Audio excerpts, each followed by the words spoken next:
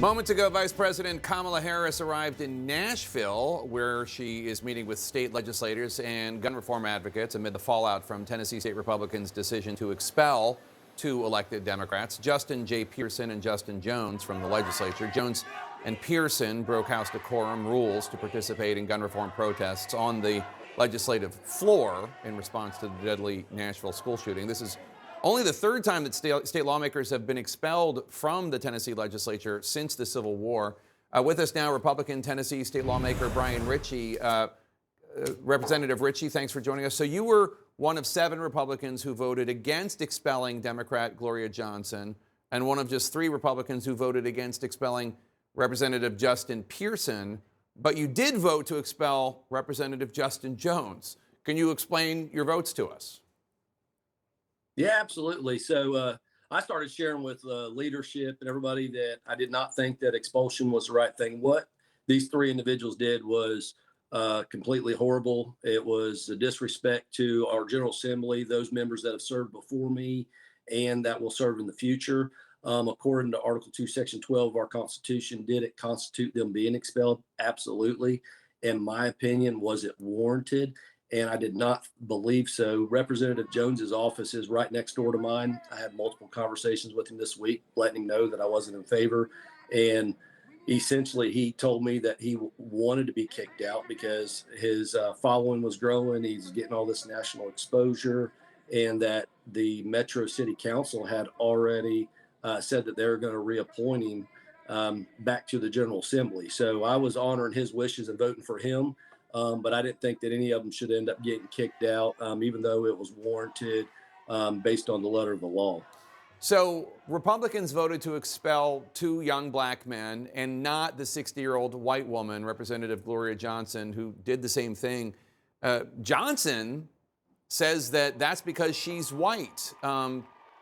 What do you think of that? And how do you think this looks to the rest of the country? That's political nonsense. If anything, it was 2 energetic, youthful males that were a little bit more animated while they were up there. And Miss Gloria Johnson, Representative Johnson, stood there. When they played the video, it clearly showed her standing there not doing as much. And I think that swayed other members to not vote for her. And that's why she's still there. Had nothing to do with the color of their skin. I respect all 3 of them and their constituents that voted for them. I felt that they should stay. I honored Representative Jones, but it had nothing to do with race. Anybody that's stating that is just trying to talk political nonsense that should not be discussed. So I guess one of the other reasons that this has gotten so much attention is just because the punishment seems so much harsher than the offense. And as you know, last year, the former State House Speaker, Republican Representative Glenn Casada, he was indicted and arrested on federal bribery charges. He's contesting that, but he wasn't expelled for that. In 2018, Republican state lawmaker David Byrd, as we covered on our show at the time, he was accused of sexually assaulting 3 teenage girls years before when they were on his high school basketball team. He was not expelled. If Republicans are so concerned about decorum and conduct, why would Byrd and Casada be allowed to keep their seats as long as they wanted, while these 2 gentlemen were ejected and expelled? I was not. I'm a freshman lawmaker. I just got elected. I can't speak on what happened last year or 2018. I know that the conversation that was taking place amongst the Republican Party this week is the first time that this has happened in any of our lifetime, as far as for somebody just blatantly coming out and disrupting our floor session, and that a precedent had to be set. And that's what the Republican Party was sharing as they were going around and chatting amongst each other. But not once did it end up coming up as far as anything that had happened in the past. It was based on this right here, and this had not happened in any of our lifetime, and we needed to set a precedent. I didn't agree with it. That's why I was against the expulsion. Yeah.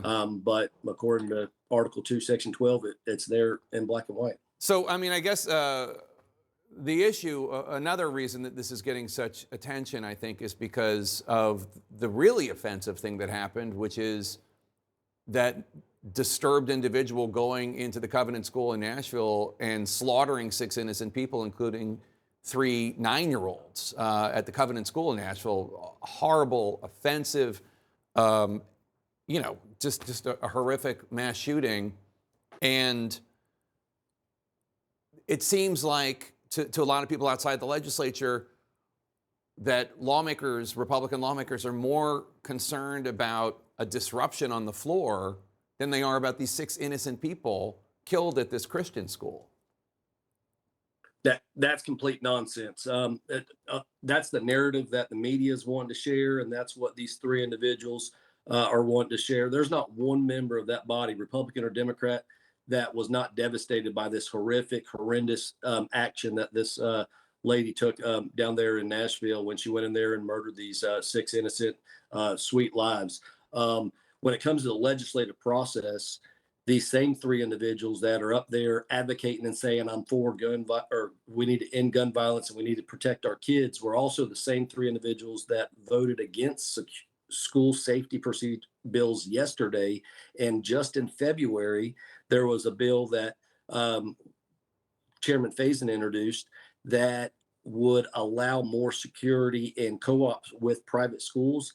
And out of the 7 individuals that voted no, 3 of them were up for expulsion yesterday. So it's very hypocritical when they want to get up there and say we need to stop gun violence and we need to protect our kids, yet they don't vote on legislation that would actually end up doing that. And when it comes to the legislative process, we had bill filing deadline that was back in January, and they didn't submit any bills that would end up moving through the process. And then to state that bills that are being voted on now is just in reaction to that horrible event is nothing close to the truth, because those bills were filed back in January. They were planned and prepped back in October, November, and December. So my heart goes out to the families and the community, and this is something that should never end up happening, but it's something that every member up there in the General Assembly is working towards, and anybody trying to make a political statement that that's not what's happening is so far from the truth. It's absurd. I'm out of time, but I just want to get a yes or no on this. In the wake of the Parkland school shooting in 2018,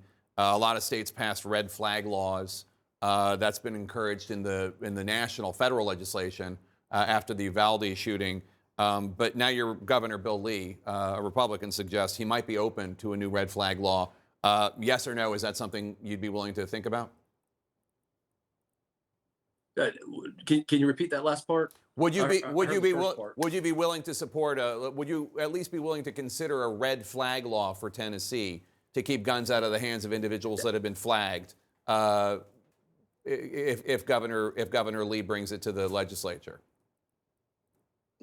I'm not in favor. The term red flag law is so broad and it covers so many things. I think that gun law abiding citizens should be able to keep guns. There should be a process, which Tennessee already has steps for somebody to be declared mentally not stable to be able to possess those guns. That's already on the books, but everybody wants to overlook that. So I would have to look at whatever particular legislation is. But when it comes to a broad term red flag law, no, I'm not in support of that because I don't know what that entails. Tennessee state lawmaker Brian Ritchie, thanks for answering our questions today. Appreciate it, sir.